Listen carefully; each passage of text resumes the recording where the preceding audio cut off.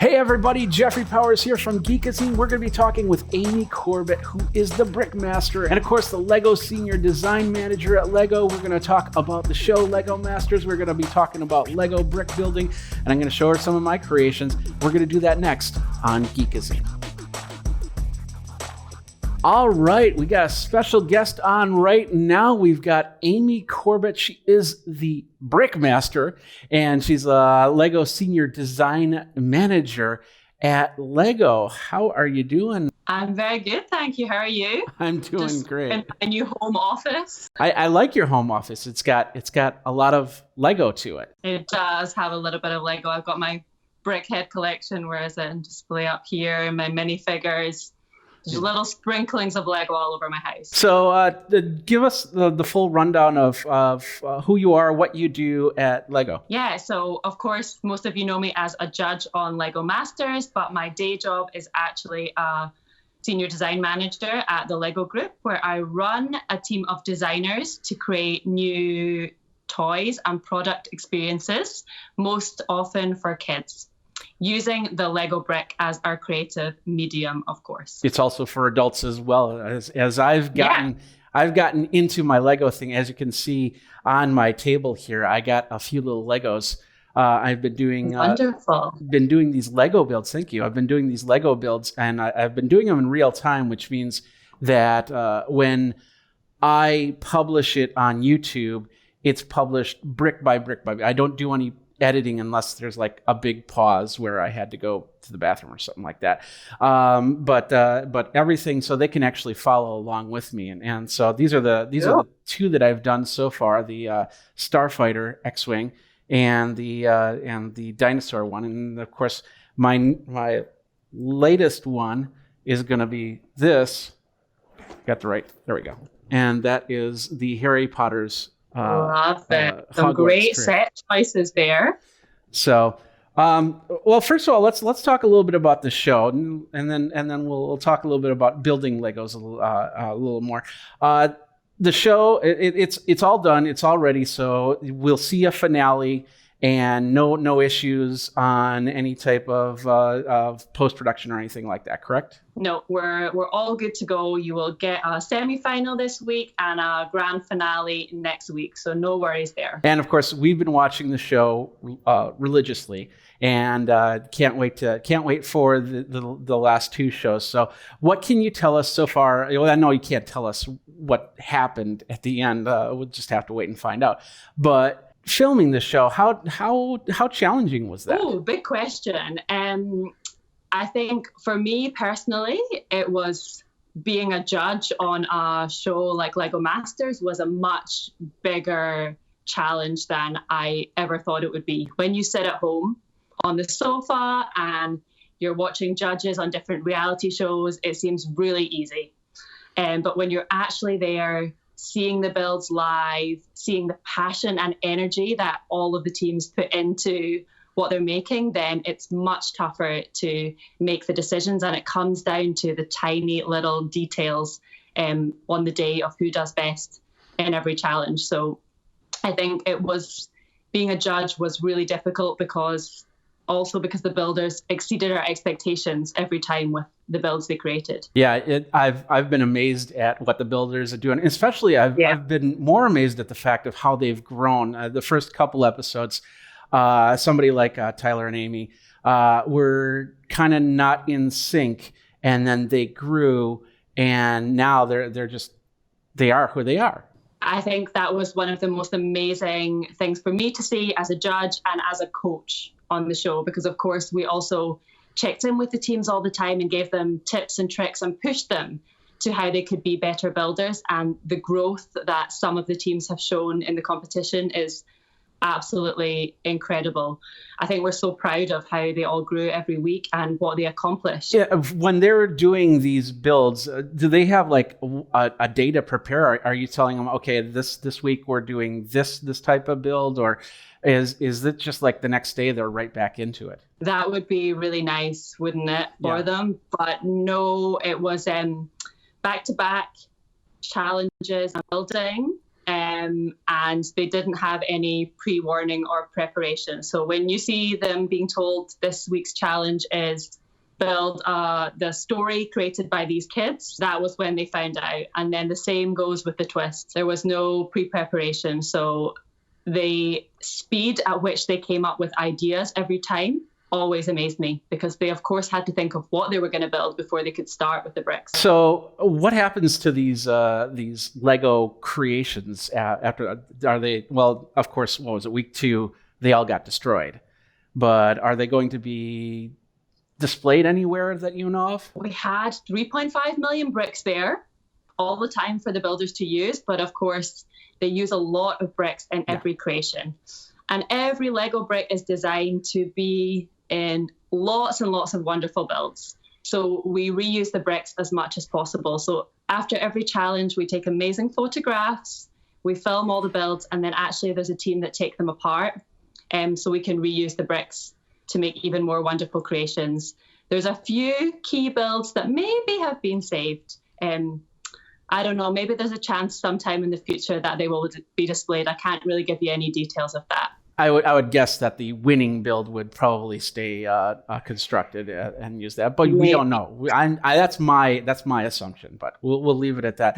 Out of all the advice that you've given the contestants, what's the best advice that you felt that you gave to them? Or if you haven't gotten that far yet, any advice to any type of future Lego builders?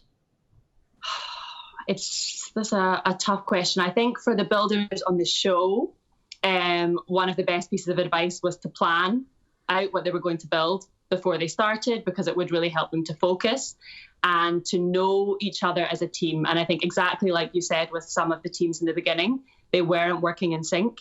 And then as soon as they worked out how to work together and saw the strengths in each other and how they could best support each other, they made truly amazing things. So I think if you're building with someone, it's really great to know each other and your building styles. If you want to get better at building at home, I think just build as much as you can. Yeah. Set yourself little challenges to build as many bugs as you can in 10 minutes, to replicate your house, to make different details, things that you wouldn't naturally make, and push yourself. And the more hands-on you are with the bricks, the better you will get. Now, they had, when they were building, they had tablets, which they were drawing on. Is there a specific program that they're using to build their creations with? They were just using them often as a sketch pad to sketch out the idea. So it wasn't a specific Lego program they were using. It was what was available on the Microsoft Surface is what they were using. Oh, okay. How about you? When you say, okay, we need to make this design, whether it be something from a franchise creation or a movie or something like that, or something that's kind of on the top of your head, how do you go about the process in putting that together? Yeah, I think every Lego designer is different. I very much like to think through the idea, sketch out a little bit of how I think the layout and the composition is going to be, and then I move quite quickly into the bricks. And I'm very much hands-on with the bricks rather than computer programs. So I love to grab first some of the bricks that I think will inspire me the most. So the little details actually that I say I really want to focus in here, the colors that I want to use, and make a little color palette of how I'm going to balance the colors. And then I quite often build in white or gray first, actually, to get the silhouette down before I start moving into the color and details. But of course, our teams did not have the luxury of making a trial run before they went into the big build. So they had to make a lot of these decisions really quickly and just go for it. Yeah. Just amazing stuff there. So a little bit more about how you guys put together your Lego creations.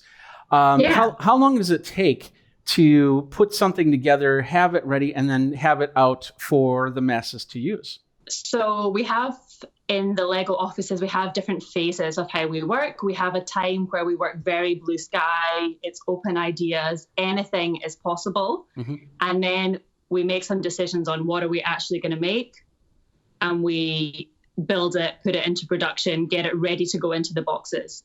So all in all, it takes a bit over a year, around a year and a half usually, from first ideas until the products are actually in the box and on the shelf and you can buy them at home. So there's that goes into it, a lot of different people, work going into the building instructions and how you'll actually create them yourself at home, and all the material you get in the box.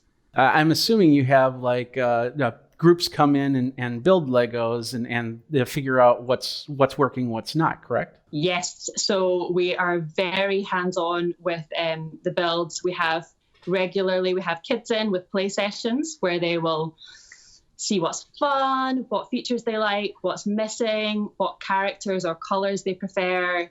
Can they actually build this model that we've designed for a 6-year-old, or is it way too difficult? And likewise with the adults, we test a lot as well. So we aim to have every single Lego product on the shelf go through the hands of someone to play with. I know that if you ever need anybody, I'm right here ready to build Legos if you want. That's great. We'll remember that. All right. So before we go, just really quick. So I'm doing these real-time builds, brick by brick. You can watch them on YouTube. And I'm also on Amazon and Amazon Live Creator. Is there any suggestions that you have for me? Because what I do in my organization, I don't know if you've seen any of my videos, but what I do in my organization is I organize by color first. To put all the bricks together. But is there anything that you can think of that could help me move it along so I'm not taking too long I'm not being too fast for some of these people? I like to start by organizing by color, taking all the bigger pieces aside, and I always keep the bags of small pieces separately because finding the small pieces amongst everything else is extremely difficult. So for me, that's the best way of sorting. What other tips? Always be thinking one step ahead in the building instructions, I think. As you're putting the brick down, move on to the next step. That can keep you building quite fast. And yeah, that's my best tips, I guess, for building. The more you build, the more you follow the instructions, I guarantee the faster you will get. You should see me and Jamie following instructions. It's very fast. Well, if you ever want to come on and build Legos with me, you're more than welcome to. So yeah, maybe I can do that sometime. Really quick, one last question. What's it like to work with Batman, Will Arnett? As you can imagine, it is extremely fun. He never switches off, constantly joking. So Jamie and I were always laughing on set. And I think their dad jokes were rubbing off on us by the end. At least I know I started telling dad jokes by the end of it. But really, he was great. I think he was such a good balance to me and Jamie when sometimes we had to be critical as judges. That Will could come in with his positive energy. He was a cheerleader for the teams, and he could build them back up again and remind them that, this was just a learning experience for them, that they were going to get better and that they were all great and deserved to be there. Yeah, absolutely. And I think he makes all of you make this show so much different than any other reality TV show that's been out there because you have a little bit more fun with it. I mean, it's just all the jokes, all the back and forth, the working with people, the fact, saying, okay, it's time for a commercial. As you know, that's what's going to happen, and just put together. And of course, from some of the scenes we saw in the B-roll there, you got your Princess Leia look coming on in this next episode. Right? I do have the Princess Leia look coming on in the next episode. That's a little bit of a surprise. I don't think there's been very much about it so far, but it was really fun little nod to that classic Star Wars look that I had throughout the episodes. And I definitely preferred that look than the Emmett outfit that I was in episode 5, I think it was. The Leia one was a lot more fun. Yeah, that was a pretty interesting outfit there. So, but I can't wait for the I'm a big fan of Star Wars, of course, being a geek. So I can't wait for the Star Wars episode to air, and then I can't wait for the finals. Jennifer and I will be sitting, watching, and waiting. So, Amy, thank you very much for your time. No, thanks for having me. It's been great fun. All right, well, there you go. Check it out, Lego Masters on Fox, of course. If you're watching after the fact, you could probably get it on any of the streaming services, including the Fox streaming service, and be able to watch it from there. I'll just say bye. Bye. Hey, don't forget to follow me on the socials. Follow me, subscribe to my content wherever you follow me. And of course, like. I'd appreciate that. Give the love. And we'll go from there. We'll make more interviews just like this one.